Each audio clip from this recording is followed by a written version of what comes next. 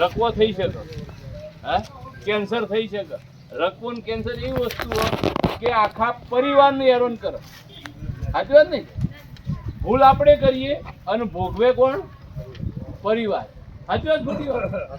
ભૂલ આપણે કરીએ ને કે આ તમાકુ તો ખાવા જેવી વસ્તુ છે ને, એવું વિચાર કરો કે જો ખાવા જેવી હોય તો જ્યારે શાક બનાવેલું હોય એમાં નખીને પછી ખો.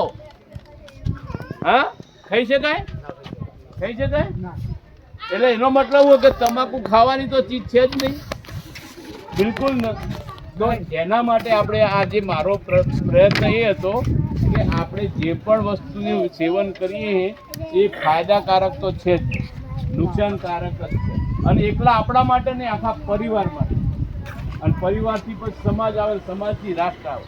તો આ બધાના આપણે એટલું વિચાર કરીએ કે હું જે 10 રૂપિયાના કે 20 રૂપિયાની બીડી કે તમાકુ મસાલો ખાઉં છું, એ 10, 20, 25, 50 જે પણ ખર્ચો થાય હું આ પરિવાર માટે વાપરું છું.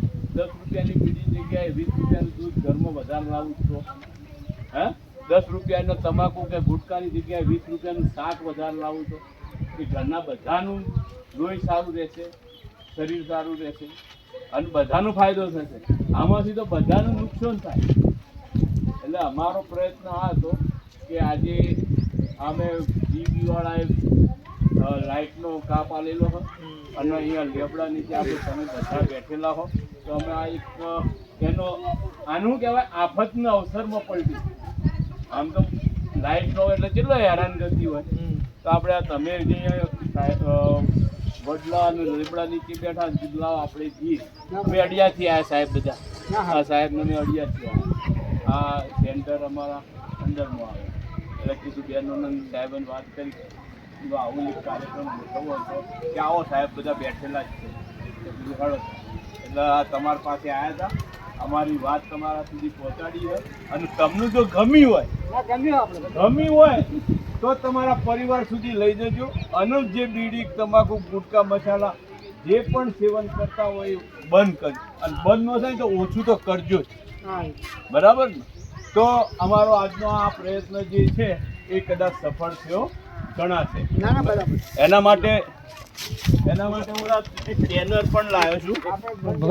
હા, સાહેબે વાત કરશે. વસ્તુ તમે તમાકુ કે આ વસ્તુ બંધ, આપણા મનમાં એમ થાય કે વસ્તુ બંધ થાય નહીં, ચાલુ થયા પછી બંધ થાય નહીં, લગભગ થતી. પણ જેમને 24 કલાક જે માણસ આ સાહેબ 24 કલાક 25 તમાકુ કહેવાય ને પડી ખાતા હતા, પછી એમને સંકલ્પ કર્યો કે ભાઈ આ તમાકુ વીડે ને તો એ તમાકુ ખાઈને વીડે, પછી કોગળો એનો ચૂક કરતા. તમાકુ છૂટી શકે છે, આપણે મનથી સંકલ્પ કર્યા. આ સાહેબે પછી એક દીવાદાંડી બનાવ્યા કે આ તમાકુથી કેટલું નુકસાન થાય છે. આ 10 વર્ષથી આ એક અભિયાન ચલાવે. આ પોતાના ખર્ચે બધી વસ્તુ, પોતાની ગાડી, પોતાની દર વર્ષે 1 લાખ રૂપિયા તમાકુ માટે વાપરે. પોતાના ઘરના બાળક કોઈ પણ કાર્યક્રમ હોય તો અહીંયા આગળ પહોંચી જવાનું, બધાને સમજાવવાનું. કારણ કે એમને પોતાને હતું કે ભાઈ આ વસ્તુ છૂટી શકે છે ને આનાથી આટલું નુકસાન છે. તમાકુ તમે જો કેન્સરની હોસ્પિટલમાં જો ખબર પડે કેન્સર એટલે શું. અત્યારે તો અમે રૂપિયા થવું છે થશે, પણ જ્યારે માથે આવીને પડે ને ત્યારે ખબર પડે કે કેટલા વિશે હો થાય. એટલે તમે ખાતા હોય તો ઓછું કરીને બંધ થઈ જાય, દારૂ પણ બંધ થઈ જાય, તો તમાકુ કેમ બંધ ના થાય? એના માટે આપણે દૃઢ સંકલ્પ કરવો. તમે તો ખોહી તમારા માટે નહીં ખાતા, તમે તમારા છોકરાઓને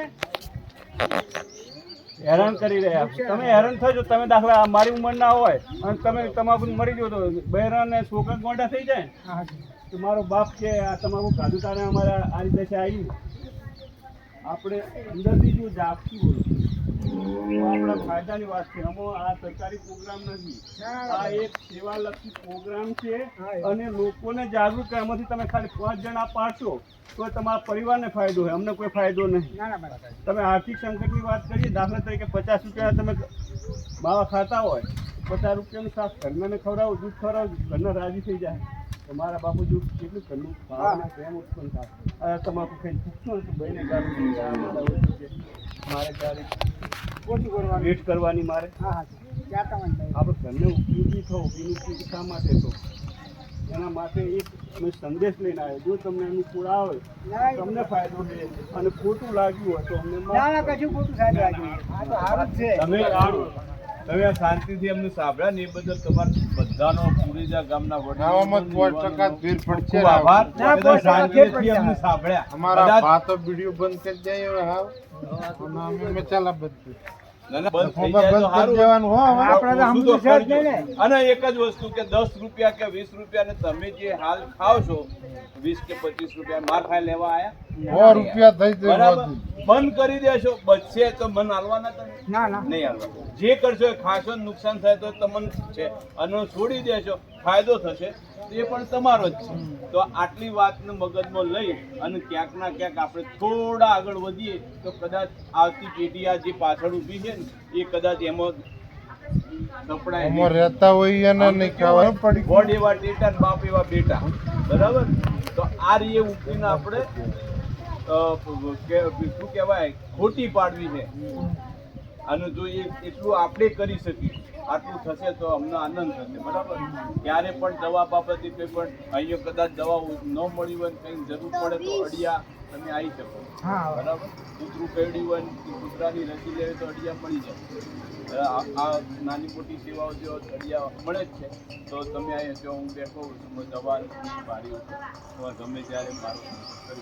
કૂતરામાં કેટલા અંજીસે લેવા પડે 1 કે 5 4 ચાર સાદું કૂતરું હોય તો 4 અને ભડકાયું હોય તો 5 બરાબર. અને એનાથી વધારે કરેલું હોય તો દાડમ લેવા ચાર પડે પૂછવું પડે, હે? કાયમી. એની તારીખ આવે એ આવો એટલે પહેલો